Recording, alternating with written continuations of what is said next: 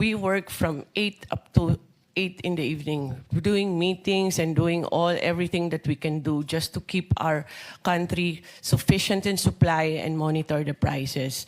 All of them are working even harder now than we kahit ano. Dapat lang. But how does DOE manage the crisis if half of its personnel is away? Kahit i-zoom mo pa yan nakatakot-takot, kung nangangalahati lang at 2 araw lang, yan lang talaga maaasahan. Anong klase yan? Lahat ng gobyerno, 4 na araw. Ang sabi ng Pangulo, 4 na araw. Ang private company, wala ngang tapang na magsara kahit 1 araw sa nervyos dahil ang sama ng kalagayan natin. Bakit kayo 2 days? 2 days, ma'am, because we are aware that we have to save energy and electricity in this. From the get-go, we wanted to Sa push. sobrang saving naman ninyo, Secretary Garin, hindi naman yata tama na walang pumapasok yung mga oil stakeholders, lahat ng umaasa na makabili ng mas murang langis, walang mahagilap sa DOE. Wala raw katao-tao sa PNOC. Wala daw tao sa ERC. Ano ba ito? Mr. Chair, the bureau that's OIMB, that's downstream, that's there all the time, even on weekends. PNOC is there also. ERC is there also. All the personnel na dapat nag-handle ng mga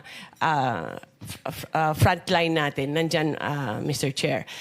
Those that are not in the office are continuously working. These are all, we have had a system of e-signatures, and this is not lang. I'm sorry, pero hindi po I mean, you can see naman kung ano yung pinanggagawa namin over the last 8 weeks. It is not because they are at home and they are not doing anything or nanonood lang ng TV doon or hindi nagtatrabaho. We can show it in our accomplishments, Mr. Chair.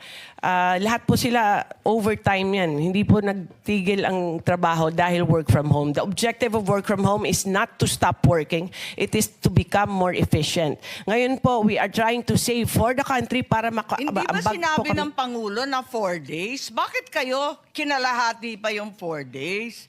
Hirap na hirap yung mga pumupunta sa DOE, magpapapirma sa PNOC, walang tao. Andito Section 3 mo Eto the DOE shall implement a hybrid work arrangement whereby officials and employees shall render 2 days on-site work per week. Ibig sabihin, wala sila doon. Sino naman ang magtatrabaho? Sinong pipirma? Sinong kakausapin? Sino mag-a-approve ng kinakailangan natin kapag ganyan? Kaya pala, pag nagtatanong kami, wala na kayong sinabi, kundi pag-aaralan, i-review, babalikan, pagmimitingan. Kasi nga, 2 days a week.